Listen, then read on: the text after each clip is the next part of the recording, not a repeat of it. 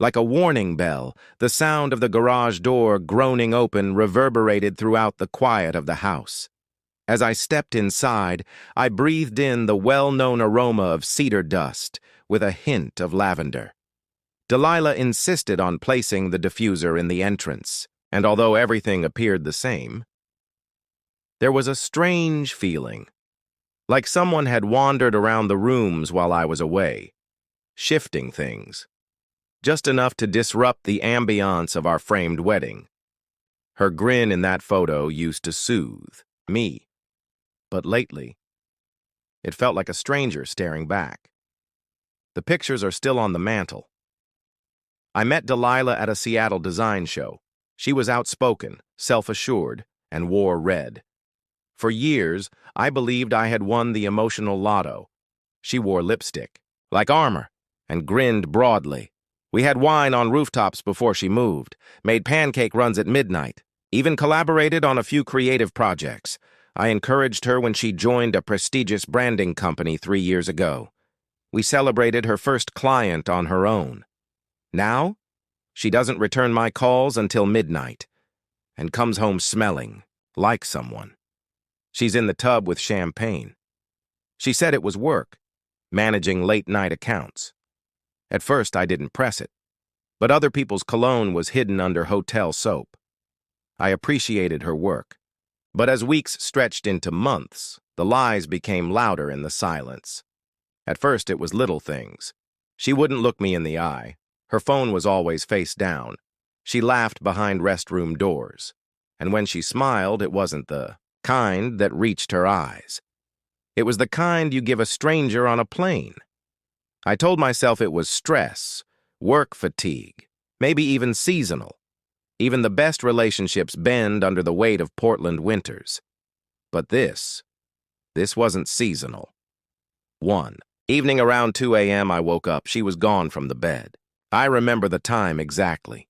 2:14 a.m. Red numbers glowing like a countdown. I padded barefoot around the house, found her in the kitchen, talking into her phone.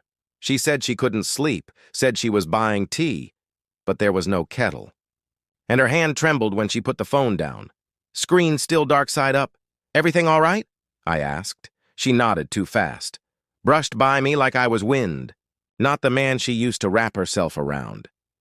I didn't have proof, but the truth was already building inside me, framing itself like the skeleton of a structure I couldn't unbuild.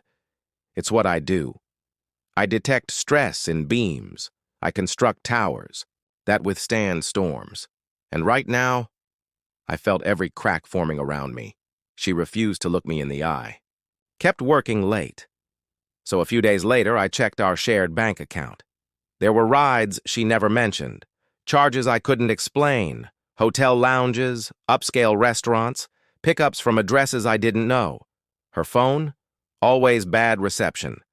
Straight to voicemail, forgot to charge it during client meetings. But her battery was full when she sent me salad pictures.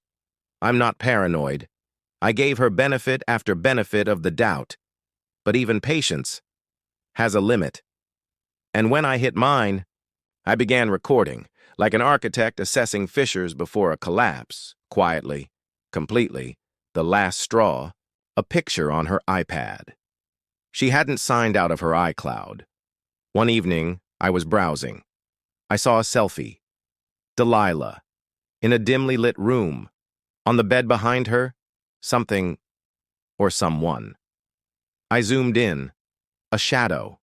A man's face, half asleep or pretending. And her lips, parted slightly, she had labeled the album Past. But I sat there for an hour, not angry, not sad, just realizing the damage was real and growing. When structures are about to collapse, I map every crack, trace every fault line, and I made a promise. If she thought she could break me silently, she was going to learn the difference between quiet and strength. This was the lull before the storm, not the storm itself. That evening I sat in the garage, the cold pressing in through the seams like the truth. I couldn't stop thinking about that photo. Her body curled into someone else's shadow, in a room that used to be mine. The caption wasn't just a cute label, it was an expiration date, an announcement. So I did something I never thought I would do. I tapped her phone. It wasn't out of revenge. It was survival, the kind of move a man makes when everything is collapsing. And he has two choices: reinforce the beams or let it fall. I knew someone, a former client, now a security guy.